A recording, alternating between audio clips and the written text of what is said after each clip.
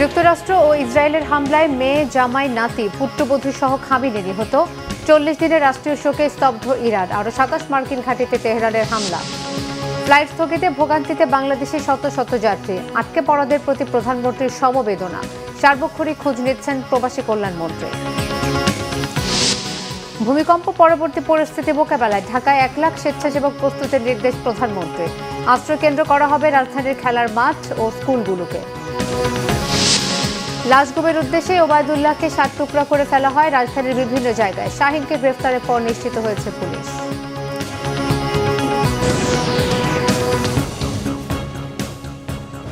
দেখছিলেন crown cement সংবাদ শিরোনাম।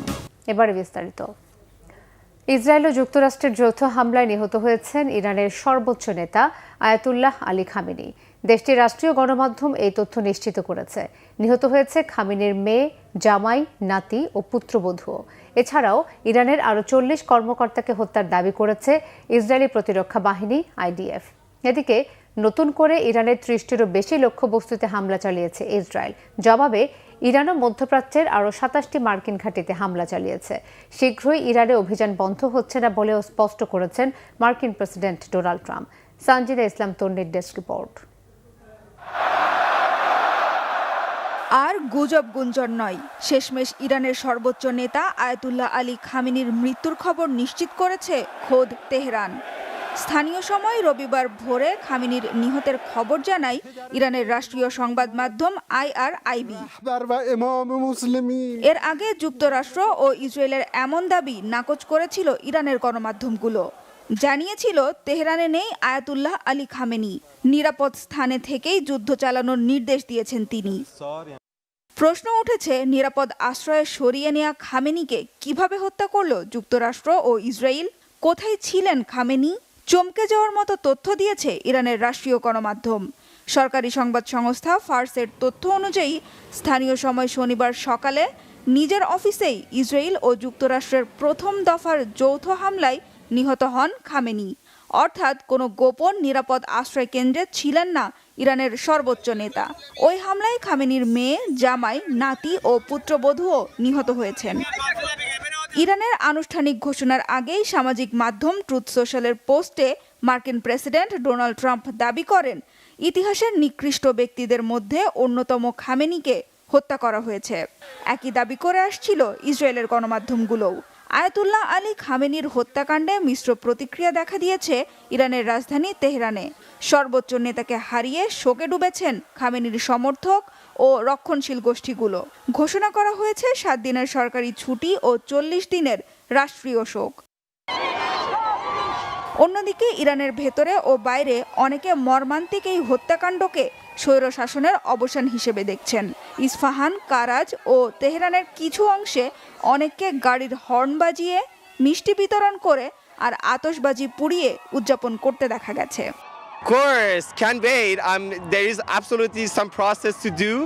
খামেনিকে হত্যাকাণ্ডের পরও ইরানে বন্ধ হয়নি যুক্তরাষ্ট্র ইসরায়েলের আগ্রাসন। বরং দ্বিতীয় দিনে ইরানের 30টিরও বেশি লক্ষ্যবস্তুতে আঘাত হেনেছে যুক্তরাষ্ট্র ও ইসরায়েল। মার্কিন প্রেসিডেন্ট ডোনাল্ড ট্রাম্প সাফ জানিয়ে দিয়েছেন, যৌথ হামলা চলবে। থেমে থাকেনি ইরানও। মধ্যপ্রাচ্যের মার্কিন ঘাঁটিগুলোতে জারি রেখেছে প্রতিশোধের হামলা। পাল্টা হামলা অব্যাহত রাখলেও যুক্তরাষ্ট্র ও ইসরায়েলের সামরিক অভিযান বন্ধ করতে জাতিসংঘ মহাসচিব অ্যান্তনিও গুতেরেসকে চিঠি পাঠিয়েছেন ইরানের পররাষ্ট্রমন্ত্রী আব্বাস আরাকচি। জবাবে নিরাপত্তা পরিষদের বৈঠকে যুদ্ধ বন্ধে মার্কিন প্রেসিডেন্ট ডোনাল্ড ট্রাম্পকে আহ্বান জানিয়েছেন জাতিসংঘ মহাসচিব। ইরানে যুক্তরাষ্ট্র ও ইসরায়েলের হামলা রেড লাইন ক্রস করেছে বলে মন্তব্য করেছে চীন। নিরাপত্তা পরিষদের বৈঠকে অবিলম্বে যুদ্ধ বন্ধের দাবি জানিয়েছে বেইজিং। আর মধ্যপ্রাচ্যকে অস্থিতিশীল করে এমন পদক্ষেপ থেকে দূরে থাকতে ইরানকে আহ্বান জানিয়েছে জাপান। সানজিদা ইসলাম তন্নি, বাংলা ভিশন, নিউজ ডেস্ক। নিরাপত্তা ঝুঁকি বিবেচনায় মধ্যপ্রাচ্যগামী 28টি ফ্লাইট বাতিল করা হয়েছে। এতে শাহজালাল বিমানবন্দরে অনিশ্চয়তায় পড়েছেন শত শত যাত্রী। এদিকে আটকে পড়া যাত্রীদের খোঁজখবর নিয়েছেন প্রধানমন্ত্রী তারেক রহমান। জানিয়েছেন প্রবাসী কল্যাণ ও বৈদেশিক কর্মসংস্থান মন্ত্রী আরিফুল হক চৌধুরী। তিনি বলেন, সরকারের পক্ষ থেকে সব ধরনের প্রস্তুতি নেওয়া হয়েছে। শনিবার রাতে বিমানবন্দরে যাত্রীদের খোঁজখবর নিতে গিয়ে তিনি এসব কথা বলেন। মন্ত্রী বলেন, ফ্লাইট বাতিল হওয়া যাত্রীদের থাকা খাওয়ার ব্যবস্থা করছে প্রবাসী কল্যাণ মন্ত্রণালয়। কুয়েত বিমানবন্দরে হামলায় 2 বাংলাদেশি আহত হয়েছে বলেও জানান তিনি। আরিফুল হক চৌধুরী বলেন, ফ্লাইট বাতিল হওয়া যাত্রীদের জন্য 850 জন লোকের থাকার ব্যবস্থা করা হয়েছে। এটা তো আনসার্টেন, এখানে তো বিদেশের, এটা তো আমাদের হাতে কিছু নাই। কারণ এখানে এয়ার যুদ্ধে যদি অন্য হাত থেকে যদি তারা এয়ারক্রাফট না ছাড়ে তাহলে তো আমাদের কিছু করার নেই। আমরা অপেক্ষা করতে হবে। আমরা যোগাযোগ অব্যাহত আছে। আমাদের মিশনগুলোকেও বলে দেওয়া হয়েছে, আমাদের রাষ্ট্রদূতগুলোতে বলে দেওয়া হয়েছে, ওইখানে যদি কেউ প্রবাসে কেউ অ্যাফেয়ার যাতে তারে সেফ জায়গায় নিয়ে আসা এবং আমাদের কাছে পৌঁছায়। ইরান সহ মধ্যপ্রাচ্যে চলমান যুদ্ধের পরিপ্রেক্ষিতে বাংলাদেশিদের বিষয়ে খোঁজখবর নিয়েছেন প্রধানমন্ত্রী তারেক রহমান। রবিবার সকালে সচিবালয়ে প্রধানমন্ত্রীর সাথে দেখা করেন পররাষ্ট্রমন্ত্রী খলিলুর রহমান। এই সময় পররাষ্ট্র বিষয়ক প্রধানমন্ত্রীর উপদেষ্টা হুমায়ুন কবির উপস্থিত ছিলেন। পরে সাংবাদিকদের সাথে কথা বলেন পররাষ্ট্র উপদেষ্টা হুমায়ুন কবির।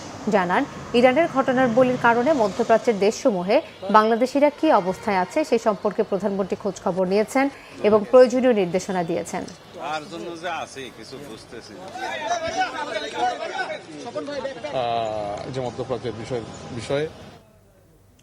ইরান ইসরায়েল ইস্যুতে মধ্যপ্রাচ্যে বাংলাদেশের নাগরিকদের নিরাপত্তা নিয়ে গালফভুক্ত দেশগুলোর প্রতিনিধি দলের সাথে বৈঠক করেছেন পররাষ্ট্র সচিব আসাদ আলম সিয়াম।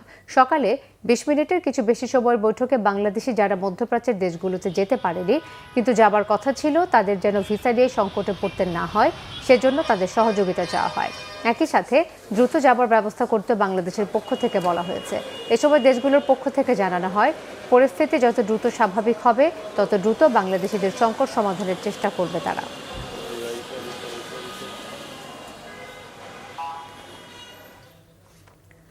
ভূমিকম্প পরবর্তী পরিস্থিতি মোকাবেলায় রাজধানী ঢাকায় 1 লাখ স্বেচ্ছাসেবক প্রস্তুত করার নির্দেশ দিয়েছেন প্রধানমন্ত্রী তারেক রহমান। একই সঙ্গে দুর্যোগকালীন আশ্রয়ের জন্য প্রাথমিকভাবে রাজধানীর খেলার মাঠ ও স্কুলগুলোকে চিহ্নিত করার নির্দেশনাও দিয়েছেন তিনি। রবিবার সচিবালয়ে প্রধানমন্ত্রীর সঙ্গে বৈঠক শেষে সাংবাদিকদের এই তথ্য জানান দুর্যোগ ব্যবস্থাপনা ও ত্রাণ মন্ত্রী আসাদুল হাবিব দুলু। ত্রাণমন্ত্রী বলেন, ঢাকা অত্যন্ত জনবহুল ও অপরিকল্পিত নগরী। বড় ধরনের ভূমিকম্প হলে এখানে উদ্ধার কাজ পরিচালনা করা বড় চ্যালেঞ্জ। তাই প্রধানমন্ত্রী নির্দেশ দিয়েছেন, যে কোনো জরুরি পরিস্থিতিতে তারা যেন তাৎক্ষণিক সাড়া দিতে পারেন সেই ব্যবস্থা গ্রহণ করতে। আসাদুল হাবিব দুলু বলেন, ভূমিকম্প পরবর্তী সময়ে মানুষের নিরাপদ আশ্রয়ের বিষয়টি অত্যন্ত গুরুত্বপূর্ণ। মন্ত্রণালয় এরই মধ্যে এই বিষয়ে কাজ শুরু করেছে জানিয়ে তিনি বলেন, প্রধানমন্ত্রীর নির্দেশনার আলোকে একটি প্রাথমিক কর্মপরিকল্পনা প্রস্তুত করেছেন। 11 মার্চ প্রধানমন্ত্রীর সাথে পরবর্তী বৈঠক অনুষ্ঠিত হবে।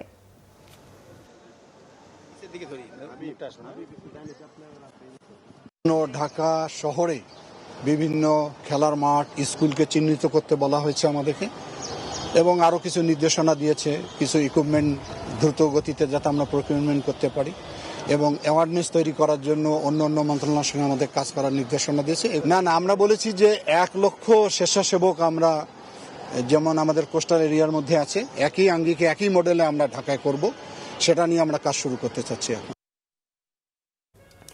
সমাজ কল্যাণ মন্ত্রী ডাক্তার জাহিদ হোসেন বলেছেন, ফ্যামিলি কার্ডের জন্য তালিকাভুক্তিতে সরকারি কর্মকর্তারা তদারকি করছেন। এতে ইচ্ছা করে কাউকে বাদ দেয়া বা যুক্ত করার সুযোগ নেই। সকালে রাজধানীর করাইল বস্তিতে ফ্যামিলি কার্ডের মাঠ পর্যায়ের কার্যক্রম দেখতে গিয়ে তিনি কথা বলেন। মন্ত্রী বলেন, 5 মার্চের মধ্যে তথ্য সংগ্রহের কাজ শেষ হবে। 8 তারিখের মধ্যে প্রথম পর্যায়ের কার্ড বিতরণের জন্য সব কার্যক্রম সম্পন্ন হবে। 10 মার্চ প্রধানমন্ত্রী তারেক রহমান এই কার্ড বিতরণ করবেন। ডাক্তার জাহিদ বলেন, প্রথম পর্যায়ের কাজ শেষ হলে দ্বিতীয় পর্যায়ের কাজে হাত দেওয়া হবে। হতদরিদ্র, দরিদ্র এবং নিম্নবিত্ত পরিবারের নারীরা আগে এই কার্ড পাবেন। ফ্যামিলি কার্ড বিতরণে দলীয় বিবেচনা করা হবে না বলেও আবারও জানান সমাজ কল্যাণ মন্ত্রী।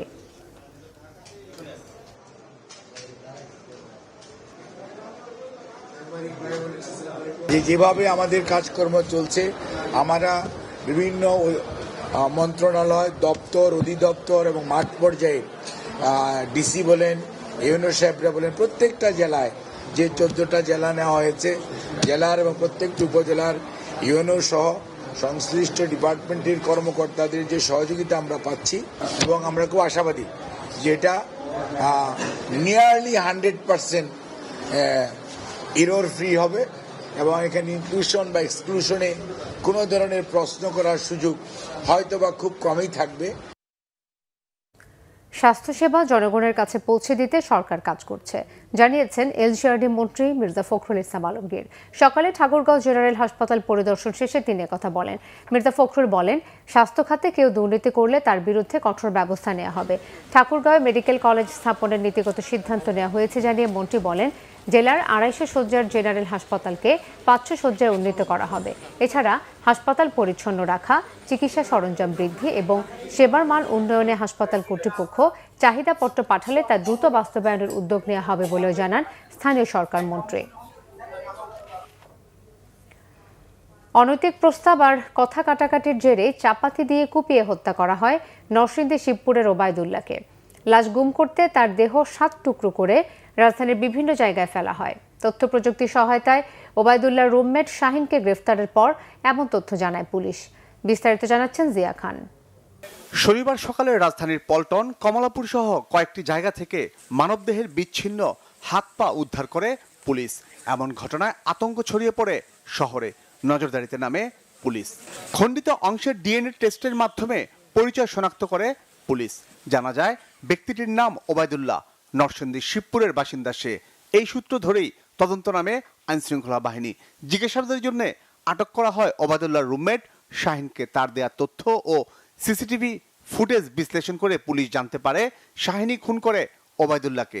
পরে লাশের খণ্ডিত অংশ কখনো সাইকেলে বা সিএনজিতে করে রাজধানীর বিভিন্ন জায়গায় ফেলে দেয় শাহিন। পুলিশ জানায় ওবায়দুল্লাহ এবং শাহিন দুজনেই কমলাপুরের জসিমউদ্দিন রোডের একটি মেসে ভাড়া থাকতেন। শুক্রবার রাতে তাদের মধ্যে কথা কাটাকাটির জেরেই ওবায়দুল্লাহকে ঠান্ডা মাথায় খুন করে শাহিন। বিভিন্ন সময়ে যে হত্যা করেছেন যে শাহিন, তাকে সে কিছু অনৈতিক প্রস্তাব দিতেন। তো এই অনৈতিক প্রস্তাবটা যেহেতু তার বাড়ি হবিগঞ্জে, ধর্মীয় দৃষ্টিকোণ থেকে ওই অঞ্চলের লোকগুলা দেখবেন কিছুটা ধর্মবিরোধী থাকে এবং এক পর্যায়ে এই নিয়ে তাদের মধ্যে একটু বিতণ্ডাও ছিল, কিছু ক্রোধও তার মধ্যে ছিল। এবং যখনই রাতের বেলা ঘুমাইলে মাঝে মাঝে তার রুমে গেলে সে তাকে রুম থেকে বের করে দিত। তখন সে দরজা আটকে মাঝে মাঝে ঘুমাইত। ফেলানো শুরু করেছে 9টার পর থেকে। প্রথম সে মাথাটা ফেলেছে 9:30 দিকে। আপনার যে কমলাপুরে যে আপনার উটের ঘর যেটা আছে ওই সংলগ্ন যে আপনার আবর্জনার রাখার যে বড় কন্টেনার সেখানে ফেলেছে। তারপরে রাত 1:45টার দিকে ফেলেছে হচ্ছে প্রথম পাটা। তারপর বিভিন্ন স্থানে যেগুলো ফেলেছে এবং সকালবেলা যেটা করেছে এই 7টার দিকে সে গিয়েছে ওই সালেপুর ব্রিজের দিকে। 7টায় যায়নি, সে বিভিন্ন জায়গায় ঘুরে যেতে যেতে ওখানে 8:30 বেজেছে। লাশ গুম করতেই কৌশলে খণ্ডিত 7টি টুকরো রাজধানী ও আশপাশে ফেলে দেয় ঘাতক। প্রথম যে খণ্ডগুলো ফেলেছে সেগুলো তো রাতের আধারে ফেলেছে, এটা নিয়ে প্রবলেম হয়নি। সিএনজির ক্ষেত্রে সে যেটা কৌশল অবলম্বন করেছে যে যখন তাকে সিএনজি ড্রাইভার জিজ্ঞেস করেছে ড্রামে কি আছে বা বালতিতে কি আছে, এখানে 2টা খণ্ড সে নিয়েছিল একটা বালতিতে এবং এটা আপনার মোড়ানো ছিল, গামছাতে মোড়ানো ছিল। তখন সে বলেছে এখানে এই বিষাক্ত কেমিক্যাল আছে, এখানে এটা যে কোনো জায়গায় ফেলা যাবে না। হত্যায় ব্যবহৃত চাপাতি ও শাহিনের বাইসাইকেল জব্দ করেছে পুলিশ। জিয়া খান, বাংলা ভিশন, ঢাকা। নরসিংদীতে কিশোরীকে সংঘবদ্ধ ধর্ষণ ও হত্যা মামলার প্রধান আসামি নূর মোহাম্মদ নুরা সহ 7 আসামির 8 দিনের রিমান্ড মঞ্জুর করেছে আদালত। জেলা জুডিশিয়াল ম্যাজিস্ট্রেট মোহাম্মদ মেহেদী হাসানের আদালত এই আদেশ দেন। সকালে নরসিংদী জজ কোর্টের 2য় জুডিশিয়াল আদালতে তোলা হয় গ্রেফতার 7 আসামিকে। তবে তাদের পক্ষে কোনো আইনজীবী ছিল না। আদালতে প্রত্যেকের জন্য 10 দিন করে রিমান্ডের আবেদন করেন মামলার তদন্তকারী কর্মকর্তা ওমর কাইয়ুম। শুনানি শেষে 8 দিনের রিমান্ড মঞ্জুর করেন বিচারক। এর আগে শুক্রবার ভারতে পালিয়ে যাওয়ার সময় গাজীপুরের মাওনা চৌরাস্তা থেকে নুরা এবং ময়মনসিংহের গৌরীপুর থেকে হযরত আলীকে গ্রেফতার করে পুলিশ। এই নিয়ে মামলার 9 আসামির মধ্যে 7 জন গ্রেফতার হয়েছে, বাকি 2 আসামি পলাতক। এই ছিল এখনকার মতো। পরের সংবাদ সন্ধ্যা 6টায়। এর আগে 5টায় রয়েছে নিউজ টপ 10 দেখার আমন্ত্রণ রইল। ধন্যবাদ সবাইকে।